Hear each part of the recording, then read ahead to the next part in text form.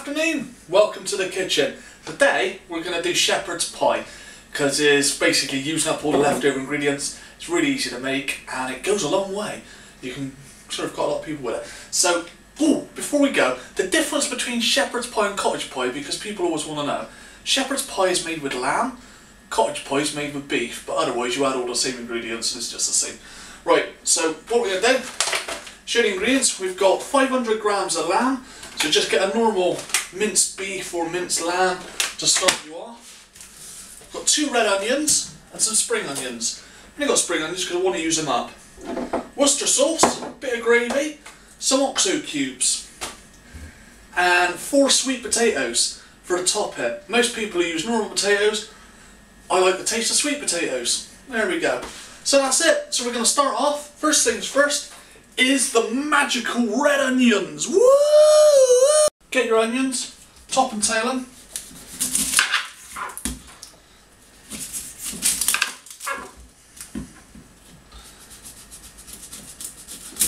And what we're going to do is, I'll show you the easy way to peel them, because nobody likes doing that. I don't know.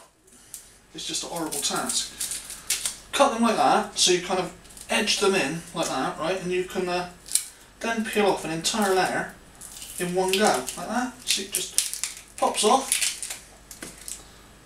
straight away. That was easy, wasn't it? Saves peeling it layer by layer. So, same again, shoop, like that. Grab your layer. Ooh, this one's a bit more tricky, but we're getting there. Come on, onion! Don't be nasty to me now. Work with me, not against me. I know I'm going to hack you to death any second, but please, play the game. So there we go, 2 onions. Chuck the rubbish in a bin and hack them up really, really small.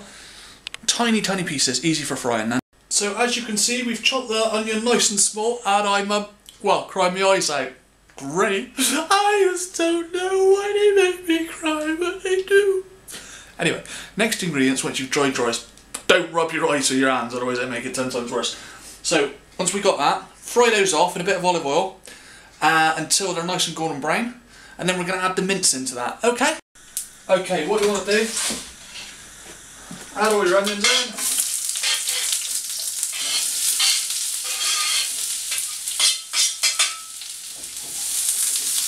Let that simmer down. Then, whilst you're waiting for that, and while that's cooking away, you might as well use your time.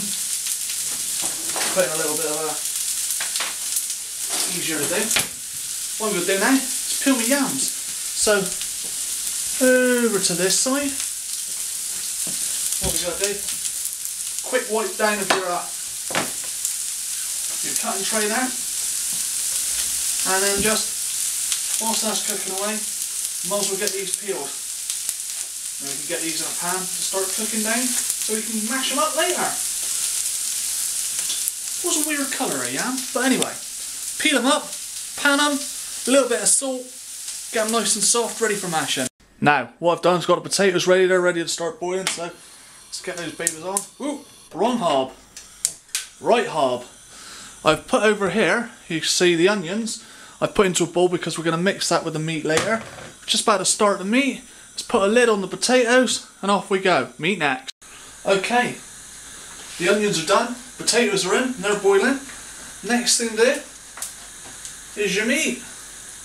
So remove it from the meat nappy, which is disgusting. A little bit of olive oil in there. And until it's brown, that's what we want. We want it just brown because you're going to bake it later. Alright, so, woo! Mama, let's get going. Spread out your meat. Keep turning and mixing because this stuff otherwise will stick in the pan, so give it a good around. I think I've got a small pan. I could do with a bigger one, to be quite honest with you. But it's all going good. Brown that off. You want it basically, if you can have a look at this.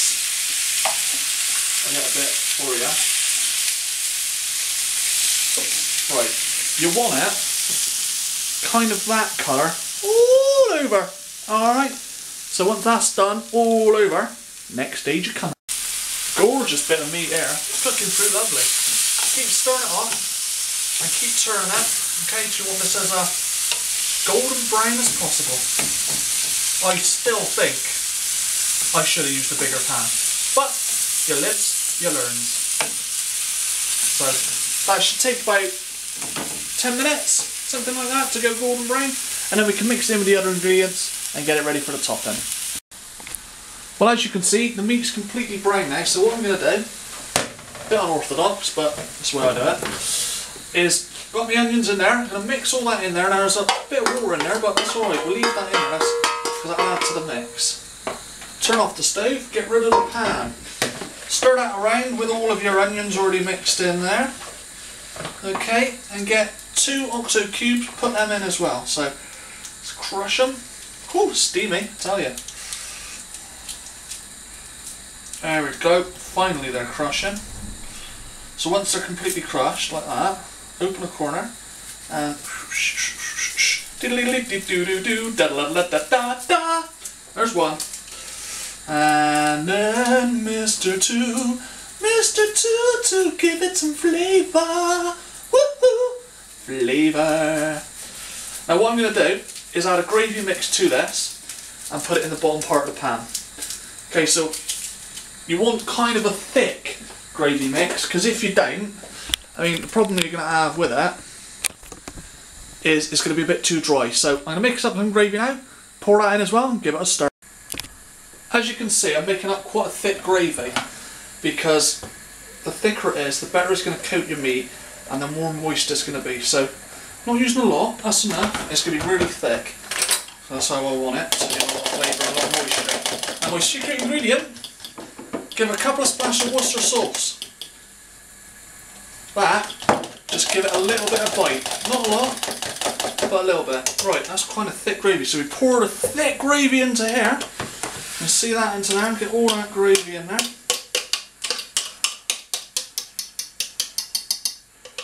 And once that's all nicely mixed in, all together, put the bottom layer in Mr. Pyrex and wait for the top layer. Bottom layer done, waiting for mashed potato to put on the top, then we're ready to rock and roll in the oven. Now, as always with root fruits, we got to do the root fruit test for mashing. Which is, get a nice sharp knife, see if it goes straight through, which that does. So that stuff's ready for the mashing. Mash, put on top me pie, beautiful. Right, now it's ready for the mashing, so I'm going to put in a big David Cameron of butter. That's a knob. And mash it on down. And there we go, and once it's fully mashed, we're finished, yay! Right, and the last bit, all we got to do now is put the mash on top. So, get yourself a nice big spoon, spoon out your mash, put that on the top like that. Now just pile it on, because we're going to flatten that later. So, that goes on like that. Woo, dropped a bit. Now what I do is just smooth that down. Now as you can see, I haven't used all the mash, because it'd be a bit too rich if you have just like about 10 tons of mash on top. So I think that's enough mash.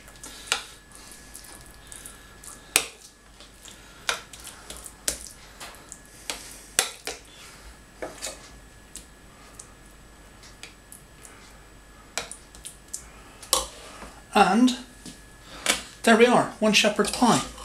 Now just put the top on, and when you want to eat it, put it in the oven for about 45 minutes on gas mark 5 and it'll be ready.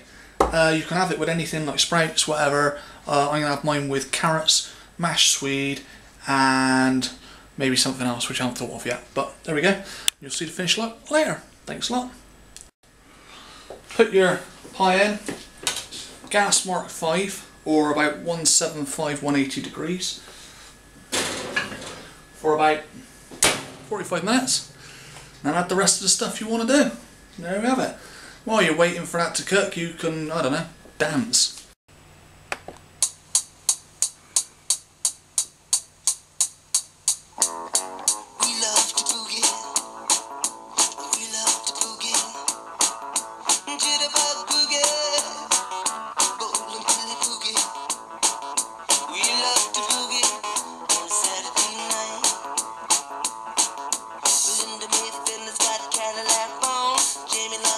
Walking all the way home, the passion of the earth, blast